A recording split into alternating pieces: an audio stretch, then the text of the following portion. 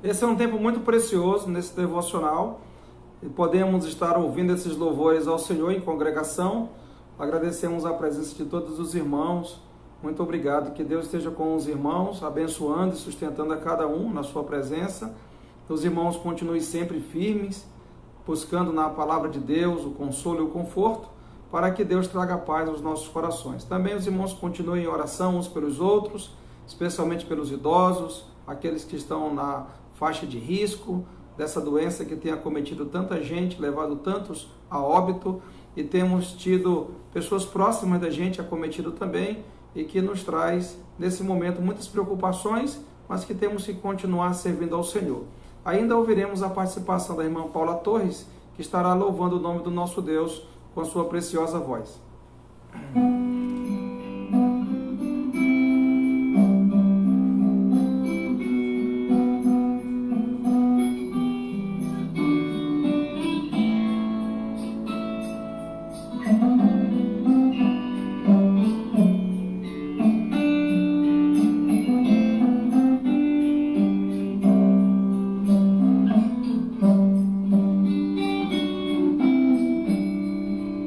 Espírito Santo.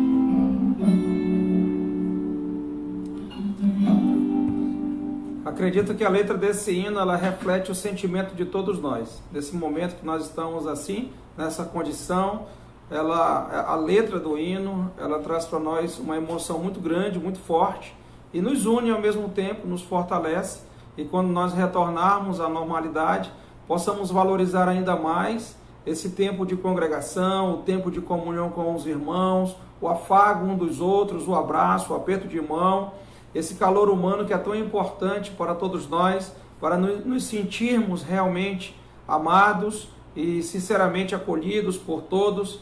Então que Deus esteja cuidando de cada um de nós e nos abençoando. Peço que os irmãos estejam agora com suas Bíblias abertas em Apocalipse capítulo 2. Hoje nós falaremos um pouco sobre batalha espiritual, pois um dos perfis da igreja, incluindo já os dois outros momentos de Éfeso e de Esmirna, é essa batalha espiritual. Mas eu quero dar um destaque maior na pregação desta noite. E peço que os irmãos estejam com as suas Bíblias abertas em Apocalipse capítulo 2, versículo 12, que diz assim a palavra do nosso Deus. Apocalipse 2 e 12. Ao anjo da igreja em Pérgamo escreve: estas coisas diz aquele que tem a espada afiada de 2 gumes. Conheço o lugar em que habitas, onde está o trono de Satanás, e que conservas o meu nome e não negaste a minha fé, ainda nos dias de Antipas, minha testemunha, meu fiel, o qual foi morto entre vós, onde Satanás habita. Tenho, todavia, contra ti algumas coisas, pois que tens aí os que sustentam a doutrina de Balaão, o qual ensinava a Balaque a armar ciladas diante dos filhos de Israel, para comerem coisas sacrificadas aos ídolos e praticarem a prostituição. Outro sim, também tu tens o que da mesma forma sustentam a doutrina dos nicolaítas. Portanto, arrepende-te e, se não, venho a ti sem demora, e contra eles pelejarei com a espada da minha boca. Quem tem ouvidos, ouça o que o Espírito diz às igrejas. Ao vencedor, dar-lhe-ei do maná escondido, bem como lhe darei uma pedrinha branca, e sobre essa pedrinha escrito um nome novo, o qual ninguém conhece, exceto aquele que o recebe. Amém? Que Deus aplique aos nossos corações a sua bendita palavra. Oremos ao Senhor. Te louvamos, ó Deus, pelo privilégio que nós temos de nos reunirmos em Teu nome, e que o Senhor continue cada dia, cada momento conosco, nos fortalecendo, nos abençoando, trazendo aos nossos corações a alegria e a paz necessária para nós continuarmos, pois sabemos, ó Deus, que as notícias não são boas e temos visto através dos noticiários, ó Deus, tanta calamidade, pessoas morrendo, muito desespero, muita angústia, e nós sabemos, ó Deus, que esse descontrole se dá pela situação em que nós vivemos em nosso país e até no mundo por conta da saúde. Mas colocamos, ó Deus, essa situação diante do Teu altar, porque sabemos, ó Pai, que o Senhor a conhece e sabe o momento certo de nos livrar dela. E durante o decorrer dessa situação, ó Deus, esteja chamando a nossa atenção para que possamos, ó Deus, compreender qual o Teu propósito com tudo isso. Pois sabemos, ó Pai, que as nossas vidas em muito dependem dessas lições, de como elas serão no retomar das suas atividades normais. Muito obrigado, ó Deus, pela fidelidade dos Teus servos nesse tempo de quarentena, nesse tempo de isolamento social. Que o Senhor esteja cuidando e abençoando cada um de modo espiritual, e que os teus filhos continuem fiéis a Ti, na palavra, no procedimento, no amor, na fé, na pureza, na leitura da Tua palavra, procurando sempre estimular uns aos outros com palavras de esperança, de paz, de motivação, de alegria, porque o Senhor, ó Deus, é o Deus da alegria. E nós sabemos que, embora as adversidades elas venham, a palavra do Senhor nos dá a seguinte ordem: alegrai-vos no Senhor, outra vez digo, alegrai-vos. Então, em todo momento, seja ele qual for, a tua alegria sempre estará conosco. E nós sabemos que esse conforto, esse consolo, ele vem do Senhor e é sempre suficiente e é maior do que tudo que possamos passar de aflição ou privação. Assim, ó Deus, esteja cuidando dos enlutados, trazendo aos seus corações a tua paz. Esteja cuidando também, ó Pai, daqueles que estão internados, que o Senhor esteja também ali, ó Pai, conduzindo todo o tratamento, bem como, ó Pai, esteja abençoando todos os envolvidos nessa batalha contra essa enfermidade, as equipes de saúde, bem como, ó Pai, todos os envolvidos até na limpeza, como foi bem lembrado outro dia pelo irmão Wilton Nobre, e também, ó Pai, lembramos de todos os outros profissionais públicos que continuam servindo a sociedade e aqueles também, ó Pai, da sociedade civil que continuam servindo a população para que tenham a assistência em todas as áreas que são necessárias, que são urgentes para a sobrevivência. Por isso, ó Deus, esteja abençoando, cuidando, sustentando cada um de nós, em o nome de nosso Senhor e Salvador Jesus Cristo. Amém. Ainda ouviremos um louvor ao nosso Deus. Aleluia, cante ao Senhor nesse momento.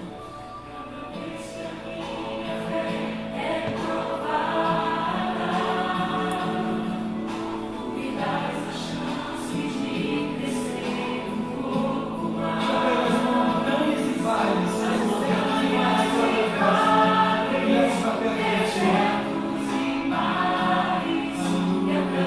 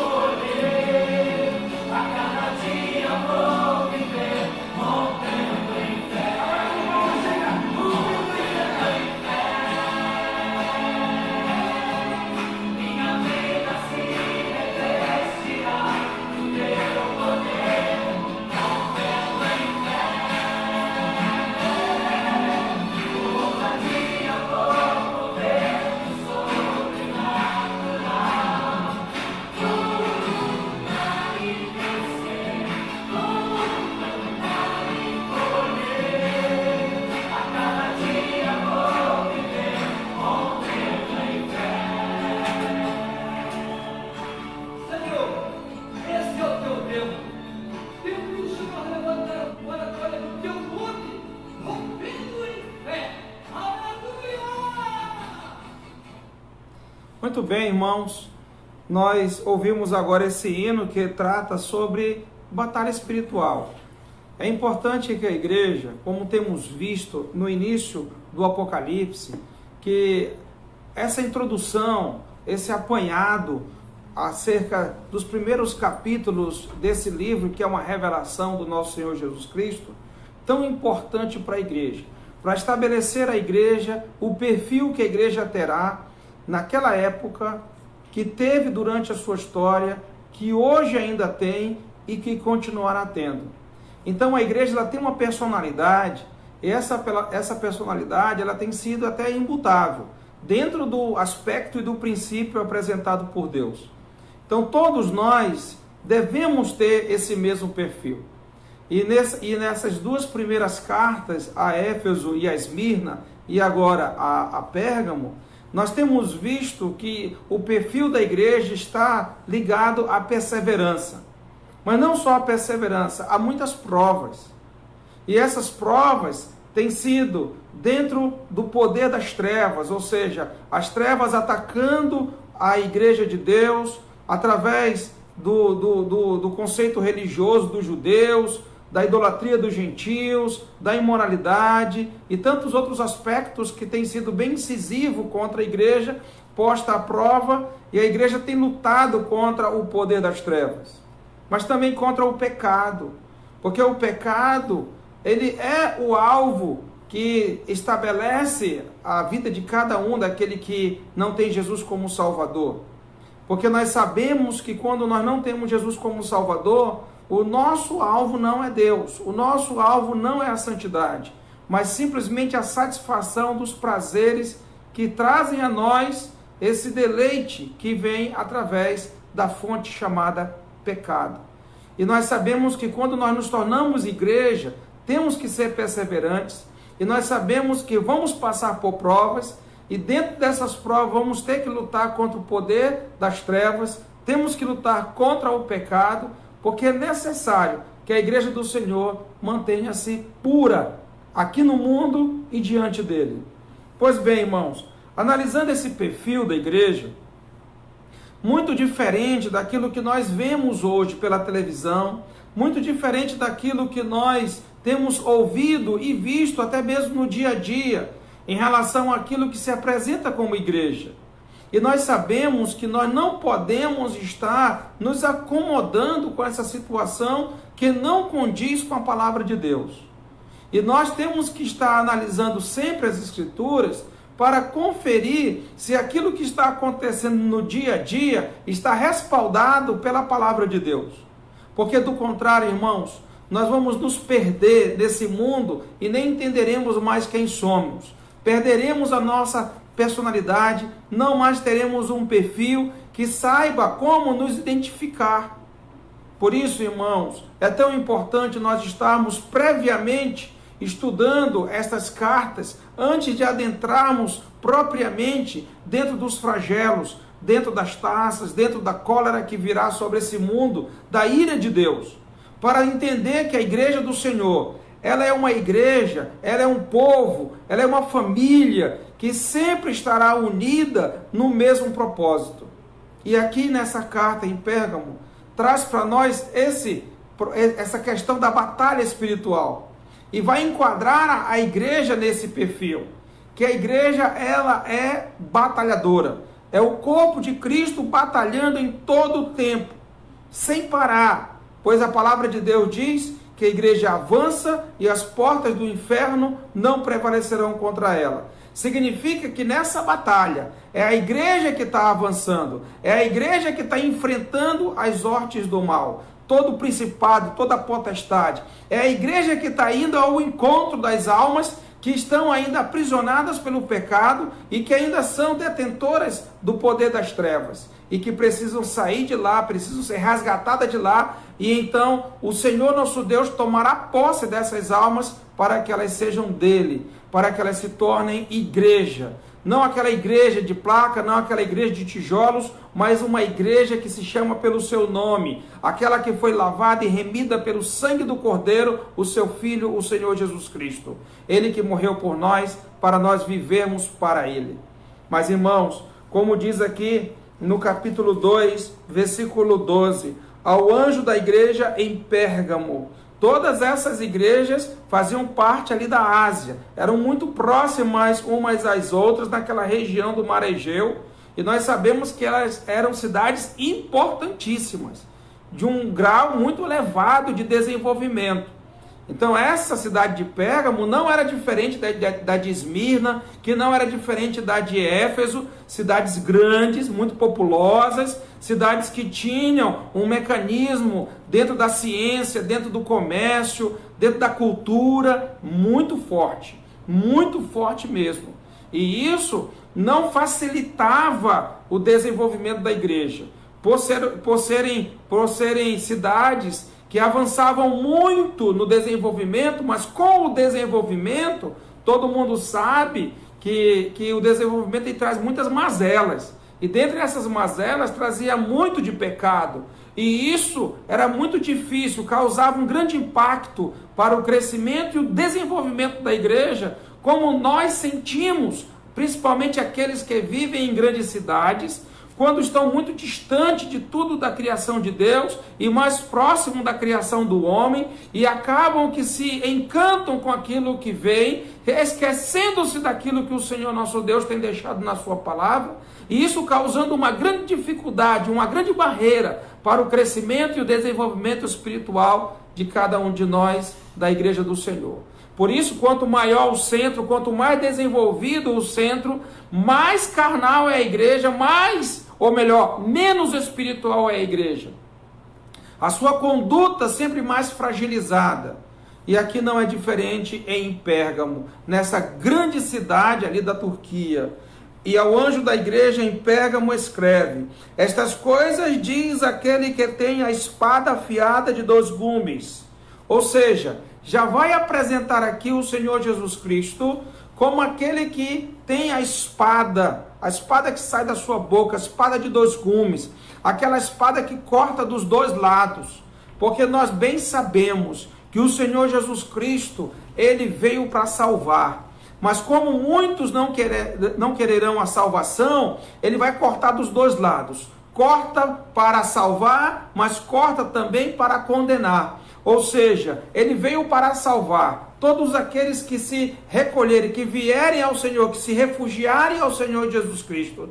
Aqueles que recorrerem a Ele alcançarão o perdão dos seus pecados e a salvação das suas almas. Por outro lado, aqueles que virarem as costas para Ele, que negarem o seu nome, que seguirem o seu caminho, que deleitarem-se no pecado, estão escolhendo o lado da condenação. O Senhor Jesus Cristo salva, mas o Senhor Jesus Cristo também condenará aqueles que não recorreram à sua salvação. Como aconteceu ali na cruz, quando o Senhor estava no meio e de um lado tinha um ladrão e do outro um outro malfeitor. E a palavra de Deus diz que um reconheceu quem ele era e o confessou, enquanto que o outro o negou e manteve-se rebelde a ele. E com isso, um foi salvo, conduzido ao paraíso, enquanto o outro permaneceu condenado e certamente lançado para o inferno. Por isso, irmãos e irmãs, é tão importante conhecer o perfil da igreja. Nós estamos do lado de Deus. Nós estamos do lado do reino do Filho do amor de Deus. Nós já somos mais que vencedores. Nós já temos a vitória em nossas mãos. Mas no decorrer de nossas vidas, teremos muitas batalhas espirituais. E a nossa batalha não é contra a carne, não é contra o sangue, não é contra o João, não é contra a Maria, não é contra o José, não é contra a Joana, é contra as potestades, contra o inimigo das nossas almas, aquele que é o dominante desse mundo, no qual o mundo jaz nele. Como a palavra de Deus diz, o mundo jaz no maligno, no Deus deste século, que é Satanás, o inimigo das nossas almas, o nosso adversário de Deus, o sedutor desse mundo, que vai colocar muitos à perdição. Por isso, irmãos, é muito bom em nós entendermos essa situação. Então diz o versículo 13, que o Senhor Jesus fala ao anjo da igreja dizendo o seguinte: conheço o lugar em que habitas. Veja, irmão, veja, irmã, o nosso Deus sabe tudo da sua vida, Ele sabe tudo da minha vida de modo individual, mas Ele também sabe tudo o que acontece de modo coletivo com a sua igreja. Ele sabe exatamente o que acontece em cada lugar onde a sua igreja está estabelecida. Não é diferente, irmãos, hoje conosco. Por isso vejo nessas cartas ali o perfil sendo traçado da igreja, para nós compreendermos como o Senhor Jesus Cristo, ele se relaciona com a igreja, como é que ele trabalha com a igreja e como a igreja deve entender as manifestações dele para com ela. Isso é muito importante, especialmente nesse momento de pandemia que nós vivemos, como Deus está trabalhando agora com a igreja. Deus conhece esse momento. Deus sabe exatamente o que está acontecendo nesse mundo. Deus sabe como o mundo está reagindo. Deus sabe como a igreja está reagindo. E aqui diz que naquele momento em Pérgamo, o Senhor conhecia o lugar onde a igreja habitava, e ele diz: onde está o trono de Satanás? Veja, irmãos, o trono de Satanás. Ou seja, Pérgamo era um lugar onde o império das trevas estabeleceu o seu trono. Imagina, irmãos, um lugar onde o próprio Deus identifica como o centro das ações do inimigo. Foi assim que o Senhor Jesus Cristo, ele declarou em relação à cidade de Pérgamo. Ali era o trono de Satanás. Veja, irmãos, havia muito disso lá em Éfeso, como também em Esmirna, e não é diferente aqui em Pérgamo. Só que em Pérgamo tem esse agravante: ali está o escritório do mal, ali está o quartel-general do mal, ali está o trono de Satanás. E muito se dizia isso, irmãos, por conta da forma como aquela cidade vivia, afundada totalmente na idolatria. Era uma cidade que não temia o nosso Deus, que não reconhecia o Criador dos céus e da terra.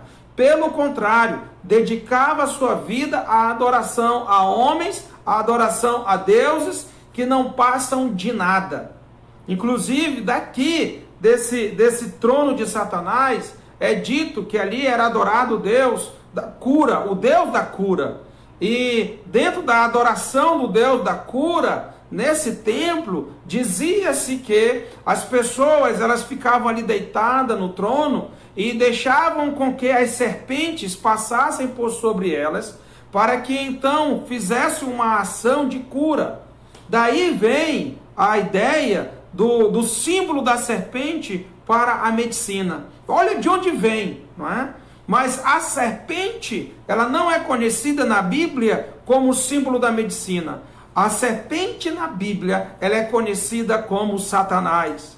É isso que diz o capítulo 12, do capítulo 12 de Apocalipse. Que inclusive, o capítulo 12 de Apocalipse é onde concentra uma grande, ou talvez a maior quantidade de informações sobre a grande serpente, sobre a antiga serpente, que é Satanás, o diabo.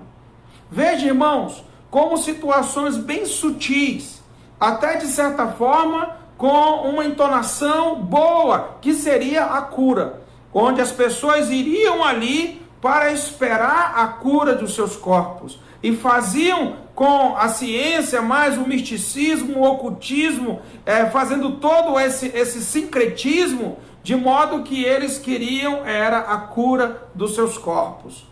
Então, independentemente do que tinham que fazer, eles queriam alcançar a cura deles. Então, irmãos, mas por ser um lugar de adoração, por ser um lugar de culto, por ser um lugar de idolatria, por ser um lugar de concentração ali contra Deus, a palavra de Deus estabelece esse lugar como o trono de Satanás. Muitas vezes nós não percebemos que muito do que acontece, até mesmo com um fundo positivo, social, plausível e até aceitável pela sociedade, pode estar por trás disso algo muito tenebroso, algo das trevas, algo maligno, e que nós precisamos ter, como é necessário a igreja ter, discernimento espiritual para saber identificar de fato o que é de Deus e o que não é, e até mesmo o que vem do poder das trevas. Como o próprio Senhor Jesus Cristo traz para esta igreja essa informação para que ela alerte-se, para que ela fique em prontidão, para que ela esteja ali ativa, atenta. É o que nós precisamos nesse momento estar fazendo. Muito atento. Cuidado com tudo que está acontecendo. Cuidado com tudo que vinha acontecendo. Então, diz aqui a palavra de Deus: eu conheço o lugar em que tu habitas, onde está o trono de Satanás, e que conservas o meu nome e não negaste a minha fé.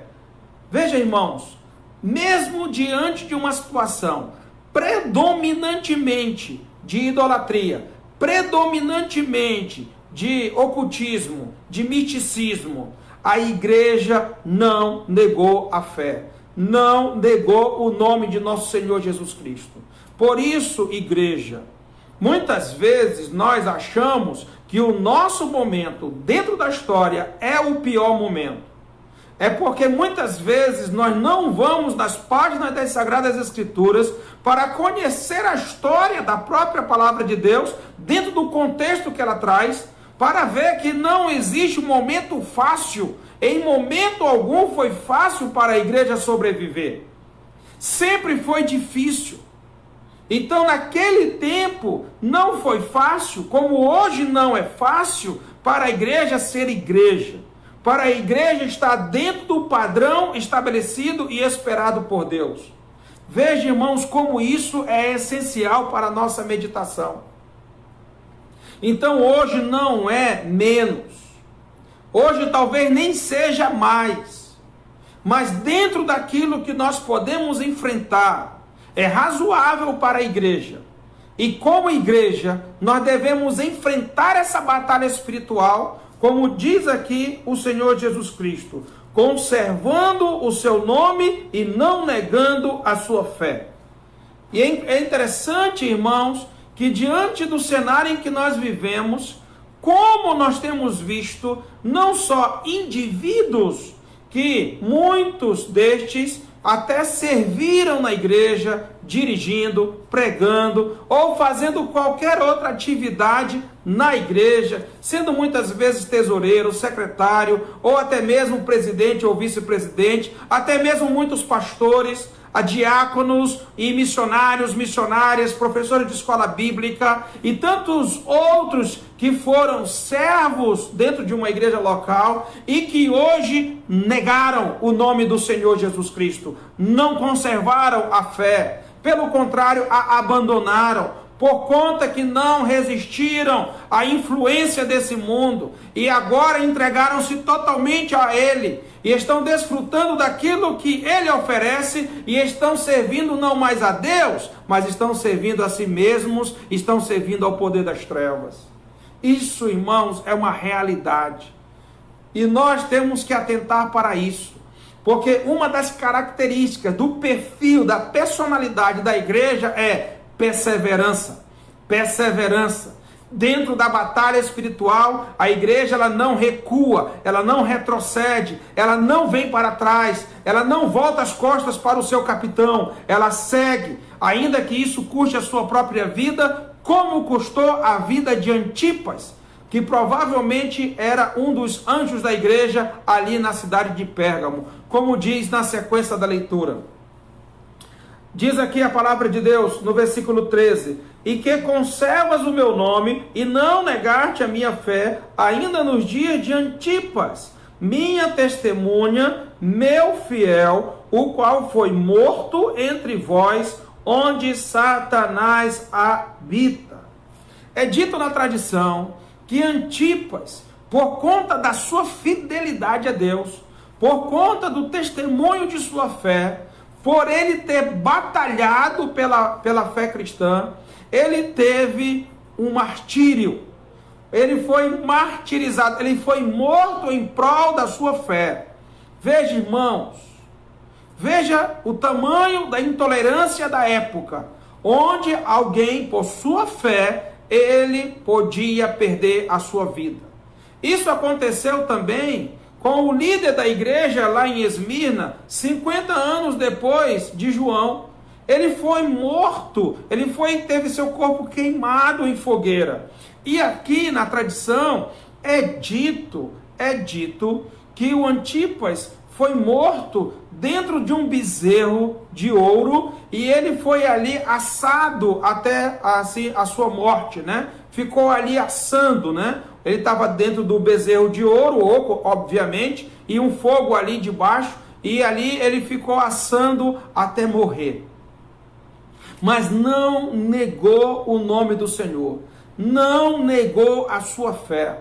Eu não sei, igreja, até aonde você está disposta a passar por provas, sem negar o nome do Senhor Jesus Cristo, sem recuar na fé.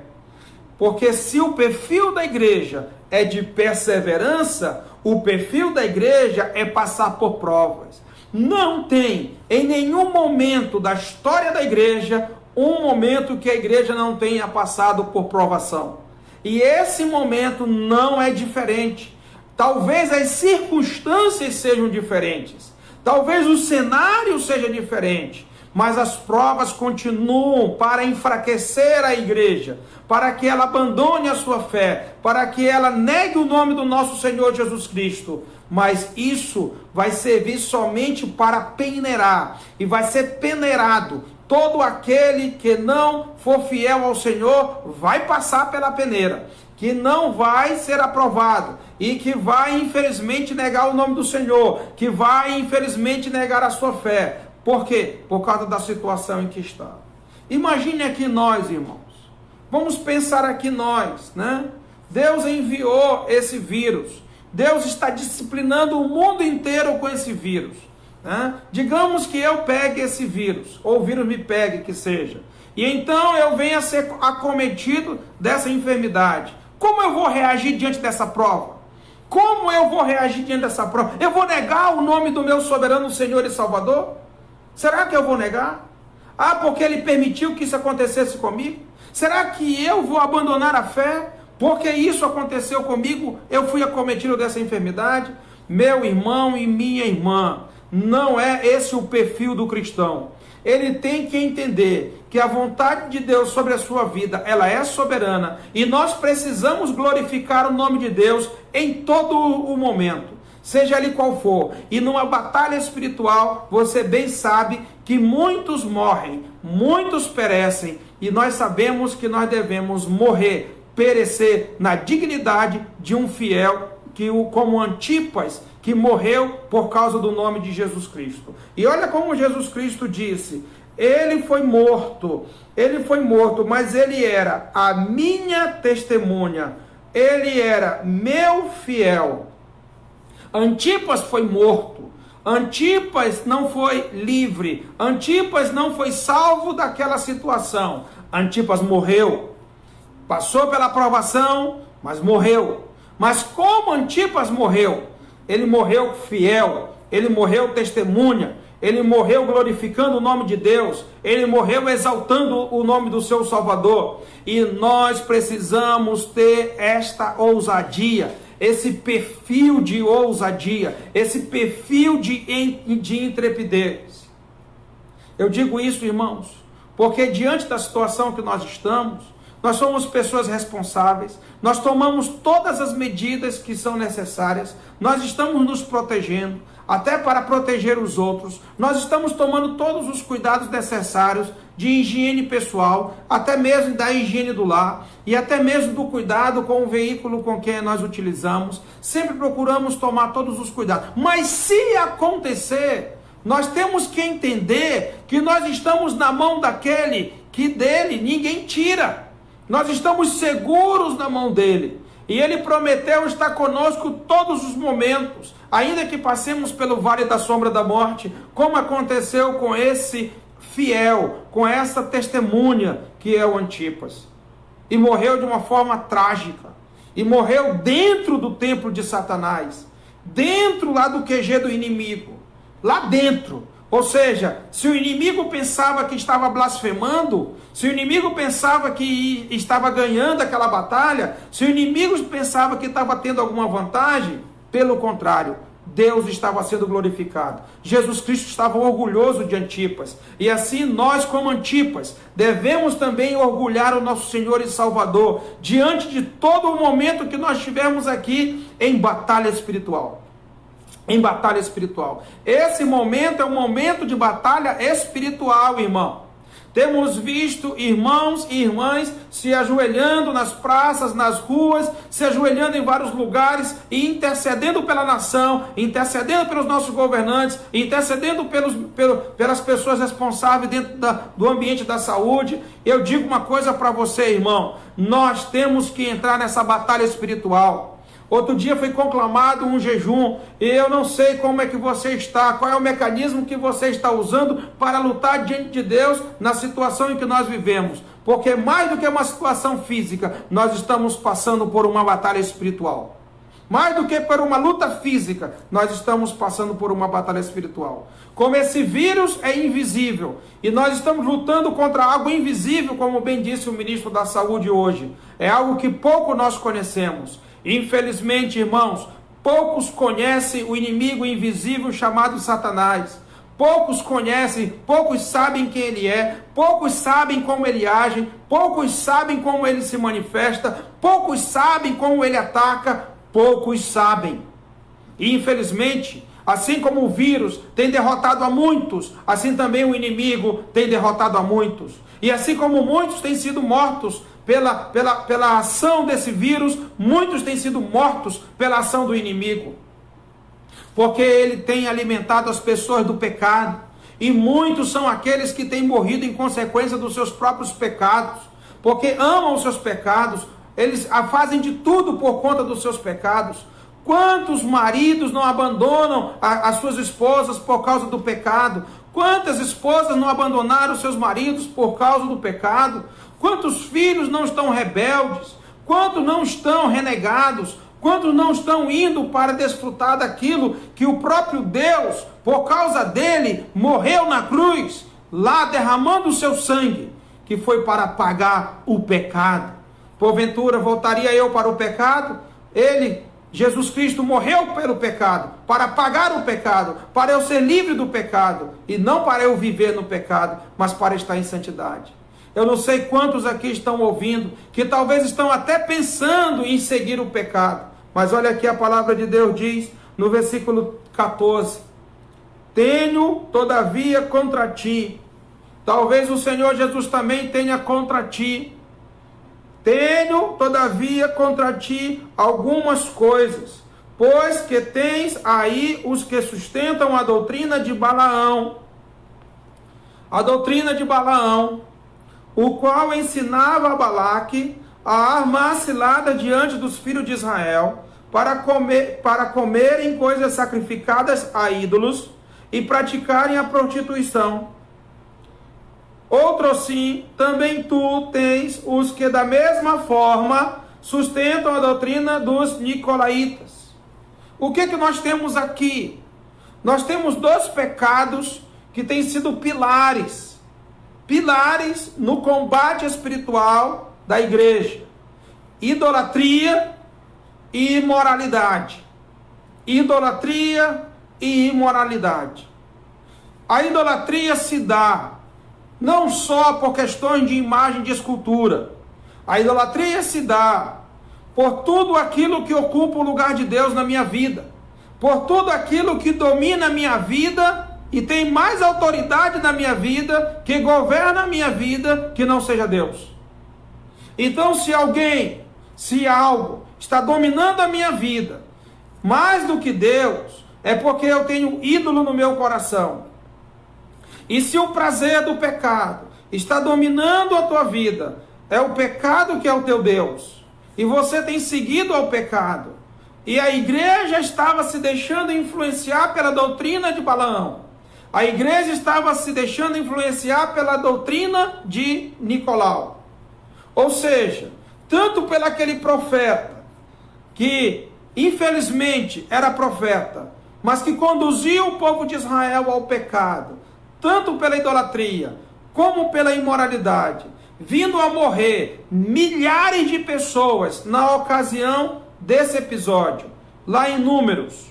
E eu digo para os irmãos o seguinte, que Nicolau, no presente de Pérgamo, no presente de Esmirna, trouxe também ele, Balaão era um profeta, o Nicolau, um dos líderes também, mas que estava influenciando a igreja, dentro desse sincretismo, dentro dessa mistura com o mundo, mistura com a idolatria, mistura com a imoralidade.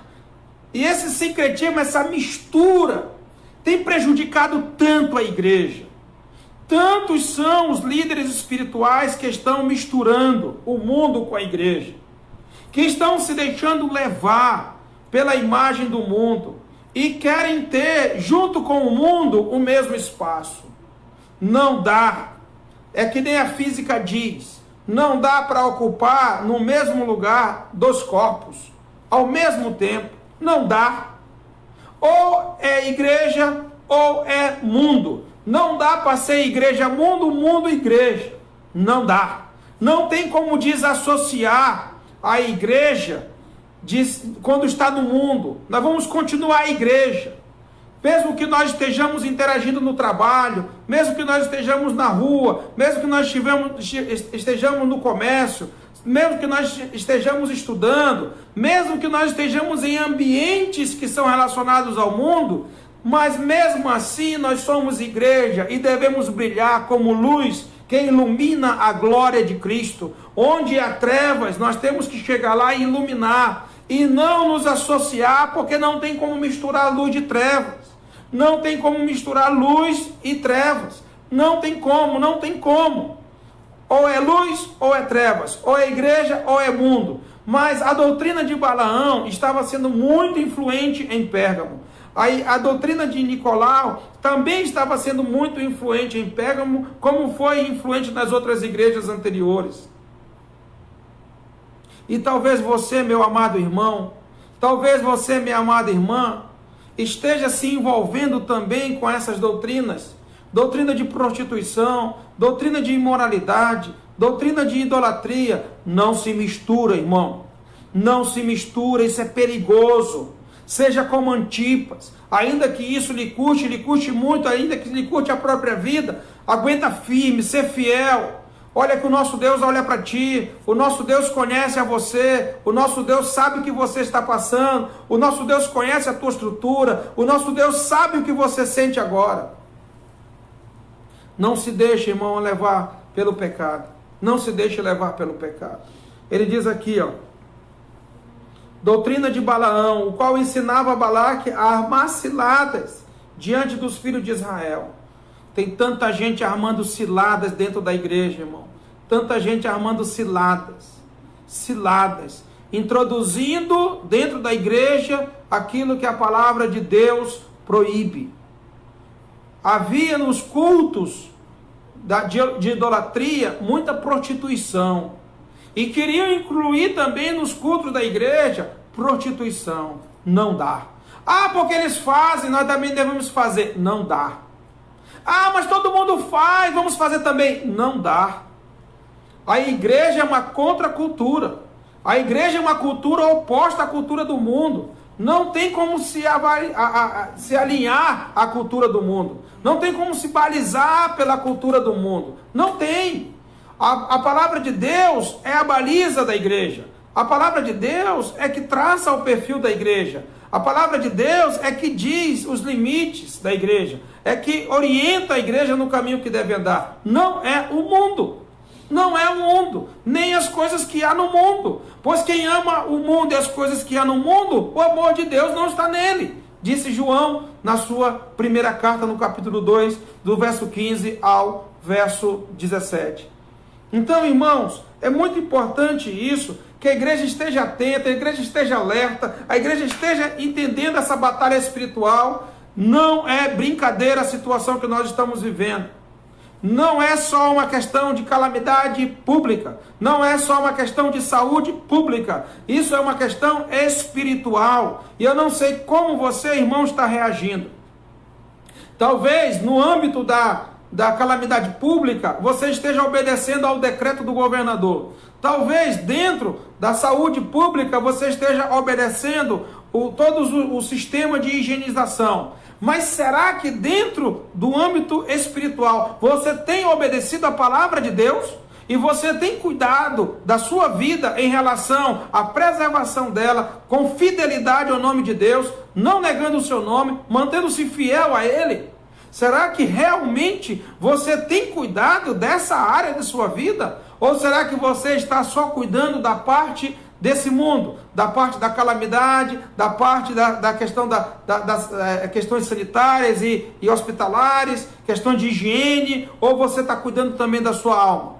Irmãos, mais do que ser obediente a um governador, mais do que ser obediente ao ministro da saúde, mais do que ser obediente ao presidente da OMS, é ser obediente ao nosso Deus, aquele que nos governa, pois pertencemos ao seu reino. Nós somos filhos de Deus, nós somos igreja de Deus, e Ele é a maior autoridade em nossas vidas. Nós devemos obedecer a Ele, e nós devemos nos reportar a Ele. E nós sabemos, irmãos, que quando isso acontece conosco, nossas vidas, nela, não encontrará lugar para pânico, não encontrará lugar para ansiedade, não encontrará lugar para o medo, porque nós confiamos no Deus Todo-Poderoso, aquele que luta, aquele que peleja por nós, como diz as Sagradas Escrituras. Diz aqui a palavra de Deus, versículo 16, portanto, arrepende-te, verso 16, portanto, arrepende-te, e se não, venho a ti sem demora, e contra eles pelejarei com a espada da minha boca. Veja como Deus te ama, Deus disciplina, Deus corrige a quem Ele ama, e Ele quer conduzir a você e a mim ao arrependimento, para que nós voltemos a Ele, seja em pensamento, seja em procedimento, seja na conversão, seja na conduta. Temos que estar voltados para Deus, temos que estar olhando para Ele como o alvo das nossas vidas. Então você é chamado ao arrependimento, você é chamado a voltar ao equilíbrio, à moderação, à equidade espiritual. Você é voltado. Então Deus está te chamando. Se você tem praticado o que não agrada a Deus, se você não tem sido uma testemunha fiel a Ele, se você tem negado o seu nome e não tem sido fiel à fé, você deve se arrepender. Você deve confessar e você deve voltar ao Senhor Jesus Cristo, o teu Salvador.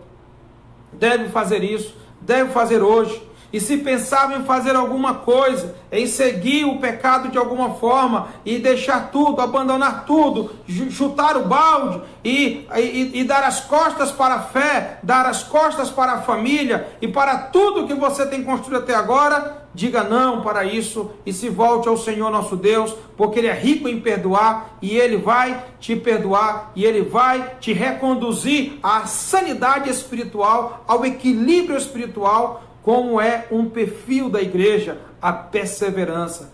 Passamos por provas? Passamos por provas. Temos que lutar contra o poder das trevas? Temos que lutar contra o poder das trevas. Temos que lutar contra o pecado? Temos que lutar contra o pecado. Contra a imoralidade? Contra a idolatria? Temos. Mas o Senhor também peleja por nós, como diz aqui. Verso 16, portanto, arrepende-te, e se não, venho a ti sem demora. E contra eles, pelejarei com a espada da minha boca. O Senhor vai pelejar contra aqueles que se levantam contra Ele. O Senhor vai pelejar contra aqueles que se levantam contra os servos dEle. Deus vai se levantar contra, como tem se levantado hoje.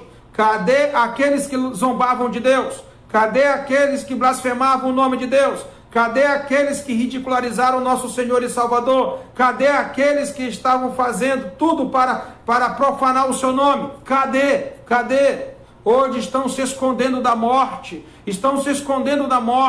porque quando se escondem do vírus, quando se isolam do vírus, se escondem da morte, estão com medo.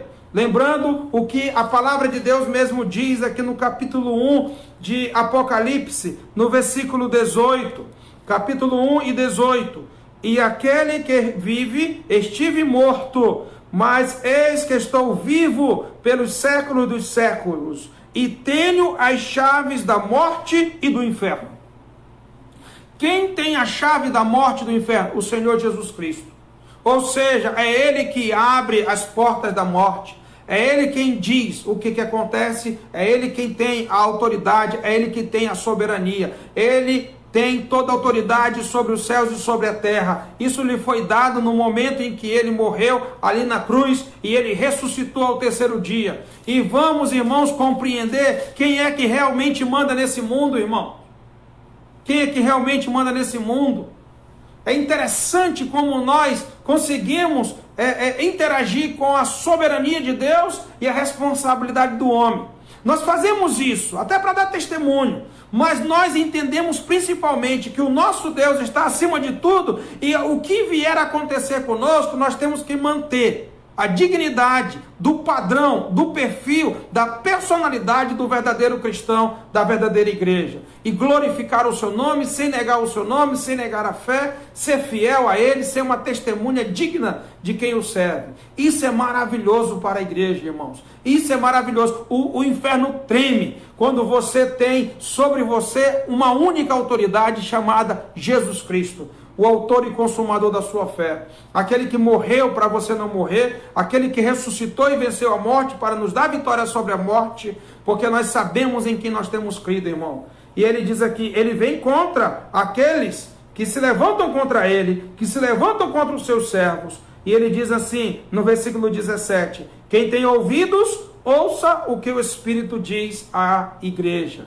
Pois bem, igreja, para concluirmos essa meditação, o Espírito fala com você. A palavra de Deus, ela é para o povo de Deus.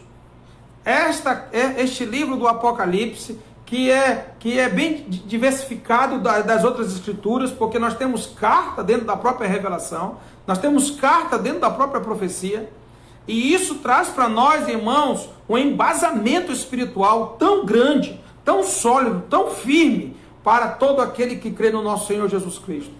Por isso, igreja, ouça o Senhor Jesus Cristo e verifique, analise se você tem um perfil da igreja, se você é perseverante, se você tem passado por provas, se você tem lutado contra o poder das trevas, se você tem lutado contra o pecado, se você tem lutado especificamente contra a imoralidade e contra a idolatria, se você tem uma única autoridade sobre a sua vida, se Jesus Cristo é realmente quem manda em ti, e se você realmente está no reino do Filho do seu amor, pois aí você encontrará toda a segurança, você encontrará toda a intrepidez, você encontrará toda a ousadia na presença do Senhor, pois como um filho, como uma criança, está próxima da sua mãe, e ele se enche de autoridade, assim também nós, na presença do nosso Deus, nós nos sentimos confortáveis, nos sentimos seguros, nos sentimos em paz, nos sentimos intocáveis, porque é assim que uma criança ao lado da sua mãe sente, ao lado do seu pai sente, como alguém protegido, como alguém que está ali totalmente seguro e que está em paz e que ninguém vai atacá-lo porque ele está do lado de alguém que o protege, como o nosso Senhor Jesus Cristo faz conosco. E ele tem dito, quem tem ouvidos, ouça o que o Espírito diz às igrejas. Então, se você tem ouvido, irmão, então atente, coloque em prática a palavra de Deus, seja vigoroso, seja fervoroso, não seja fraco, não seja alguém que seja temido ou temível, mas procure, irmão, ser vitorioso em Cristo Jesus. Ele diz aqui, ao vencedor dar-lhe-ei do maná escondido, bem como lhe darei uma pedrinha branca. É interessante aqui a analogia com o mundo grego, né? Essa pedrinha branca que era dada aos vencedores dos jogos e que isso se dava como o ingresso para receber o prêmio. E nós vamos receber também esse ingresso para receber o prêmio de vencedor como igreja que nós somos. Ó, irmãos, nós somos vencedores. Nós comeremos do verdadeiro maná, como diz a palavra de Deus, não daquele de Moisés, mas do próprio Cristo, que é o alimento espiritual para as nossas vidas. E essa pedrinha branca que era o ingresso para o vencedor dos jogos ali dos gregos, né? E então poderiam entrar para receber o seu prêmio. O Senhor Jesus Cristo tem dito que nós receberemos o ingresso para receber o nosso prêmio, a nossa recompensa, porque fomos fiéis a Ele. E isso, irmãos, é muito importante para você e para mim nesse momento de pandemia. Sejamos fervorosos, sejamos firmes do Senhor Jesus Cristo. Vamos continuar fiéis a Ele, irmão, porque é assim que a igreja deve viver, com esse perfil. Amanhã continuaremos com a próxima igreja, a carta à igreja de Tiatira, e que nós possamos ter, nesse momento, um regozijo e um renovo espiritual para continuarmos firmes, adorando e servindo o nosso Senhor e Salvador Jesus Cristo. Oremos ao Senhor. Te louvamos, ó Deus, pelo privilégio que nós temos nesta noite de poder compartilhar a Tua palavra, de poder, nesse momento, nos alimentar da Tua palavra e de ter a certeza da Tua presença conosco e também da Tua proteção, ó meu Deus. Ó meu Pai, é um perfil da Tua igreja ser perseverante, passar por provas, lutar contra as potestades, lutar contra o pecado. Mas, ó Deus, nessa batalha espiritual, nós já somos vencedores. Nós já temos o ingresso para receber o prêmio. Nós seremos alimentados com o maná que traz a vida. Nós glorificamos a Ti, porque o Senhor é o nosso Deus. E que não haja outra autoridade sobre as nossas vidas. E que não venhamos a ceder ao pecado, ó meu Deus. Mas que continuemos fiéis ao Senhor como Antipas, que foi considerado por Ti uma testemunha fiel. Alguém digno de ser chamado pelo Teu nome. Muito obrigado, ó Deus. Cuida da Tua igreja. Fortalece a Tua igreja. Que ela seja responsável, mas que ela seja digna de alguém que represente o Senhor Jesus Cristo aqui nesta terra. Te louvamos em nome do nosso Senhor e Salvador Jesus Cristo. Amém. Por isso, irmãos, ficamos felizes com a presença de todos. Vamos ouvir esse louvor e os irmãos podem continuar interagindo uns com os outros através das mensagens no celular.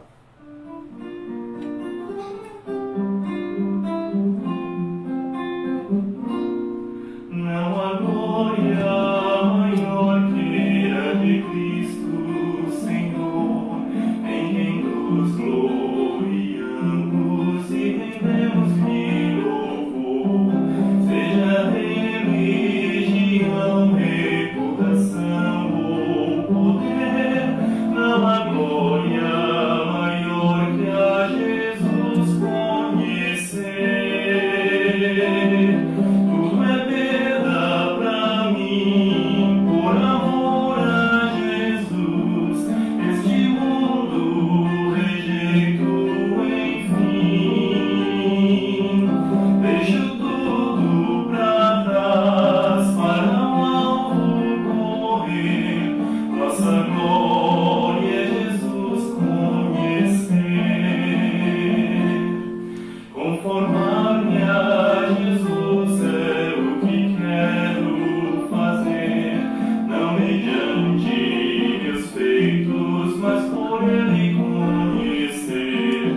O seu conhecimento é sublime e veraz. Cristo me conquistou, Ele me satisfaz.